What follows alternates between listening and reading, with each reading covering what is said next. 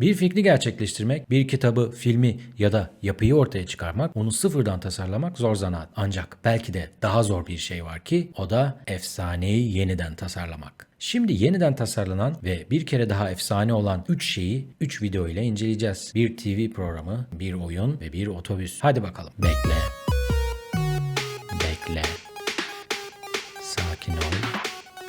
Bitti. İlk efsanemiz meşhur İngiliz TV programı Top Gear. Henüz duymadıysanız ya bilinçli şekilde kitlesel medyaya mesafelisinizdir ki bu saygı duyulacak bir durum. Ya motorlu araçlara hiç ilgi duymuyorsunuzdur ki Top Gear arabalara merak olmayanlar tarafından da bayağı izlenirdi aslında. Ya da ben abartıyorum. Ki öyle değil. Top Gear dünya çapında büyük hayran kitlesine sahip bir araba programıydı. Ta ki bu yaşlı adam neden çocukça davranıyor diyeceğiniz 3 program sunucusu kişiden diğer tipik İngiliz meşhurlar gibi İngiliz milliyetçisi değilmiş gibi davranmayıp görebileceğiniz ender taş kafalı milliyetçilerden olan ve bunu saklamayan, bu açıdan eyvallah birader diyeceğimiz Jeremy Clarkson'ın yapımcı ile arası bozulana kadar. Bu arada Clarkson ne kadar da korna tabir edilen Clarkson'a benziyor değil mi? Ne yaptı acaba? Mahkemeye başvurup soy ismini falan mı değiştirdi? Gerçi böyle şeylerle hep karşılaşırız ya da benim dikkatimi çekiyor. Örneğin vatandaş çakmak satar da soy ismi ateşçi falan olur ya. Peki örnek olmadı ama siz anlamışsınızdır. Neyse. Ne diyorduk? Evet, Top Gear. Bilmeyenler için anlatalım. Top Gear, süper arabaların denendiği, normal arabaların darmadağın edildiği, ünlülerin yarıştırıldığı, ünlüler derken Tom Cruise falan, dünyanın garip yerlerinde saçma görevlerin saçma araçlarla yapıldığı komik ve heyecanlı bir programdı. İşte Clarkson yapımcıyla kavga edince o ona seni ben adam ettim, hiç kimseler seni tanımazken ben seni cemiyete soktum.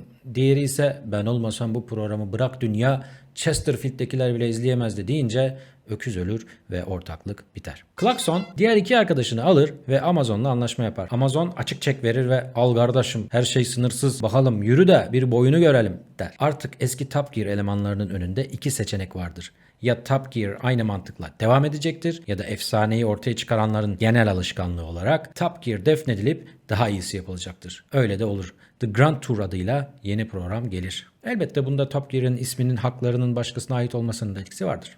The Grand Tour'un ilk bölümünde Clarkson, yağmurlu ve iç karartıcı bir Londra gününde hatırladığım kadarıyla üzgün ve düşünceli bir biçimde BBC'den çıkar, uçağa biner ve Amerika'nın güneşli şehrine varır. Zincirlerimi kırdım havasında rahatlar ve süper bir arabaya biner.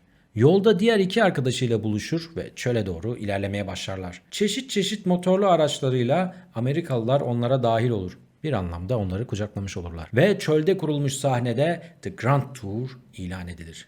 Çok havalı. Top Gear'da araba koltuklarında oturan sunucular etraflarındaki seyircilerle iç içe tamirhane benzeri bir stüdyoda program sunuyorlardı. The Grand Tour'da ise yepyeni bir stüdyo anlayışı geliştirildi. Gezen bir stüdyo. Top Gear'ın sabit stüdyosuna karşın her program dünyanın farklı bir şehrinde aynı stüdyoda gerçekleştiriliyor. Çadır benzeri stüdyoda sunucular bu kez seyircinin ortasında değil, karşısında duruyor ve arka planda geniş pencerede o şehrin manzarası görünüyor. Her programda farklı manzara. Çok iyi fikir. Yine Top Gear'e bir ilave olarak yeni programda sadece arabalar değil, birçok farklı türden araçlar kullanılıyor. Top Gear'da özel bölüm olarak verilen dünyanın başka yerlerindeki görevler The Grand Tour'da özel demeye ne gerek var? Dünyanın her yeri durağımız olmuş. Bu durum artık programın bir parçası der gibi bütün bölümlere yedirilmiş vaziyette. Top Gear'da çok önemlilermiş gibi muamele gören ünlüler The Grand Tour'da stüdyoya ulaşmaya çalışırken komik biçimlerde ve o ülkenin karakteristik yapısına uygun şekilde ölüyor ve size ihtiyacımız yok der gibi programa gelemiyorlar. The Grand Tour'da sualtı yaşamı, ekoloji ve benzeri gibi mevcut çevresel sorunlara da eğleniyor. Çekimler eskisine nazaran çok daha sinematografik. Hatta Hollywood filmleriyle dalga geçtikleri bir bölüm gördüm ki Amazon size kaç para veriyor birader oldum yani. Neyse daha fazla analiz yapacak halim yok.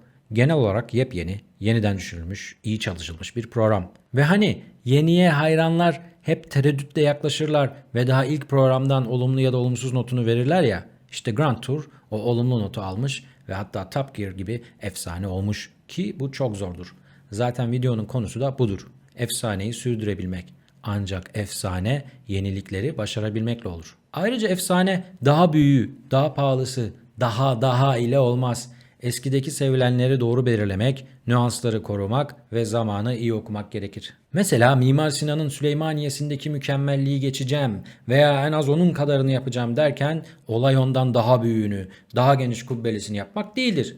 İlk bölüm bitti. Sırada bir bilgisayar oyunu var. Başarabilirsek ikinci videoda onu izleyeceksiniz. Teşekkürler, saygılar. Ben Serkan.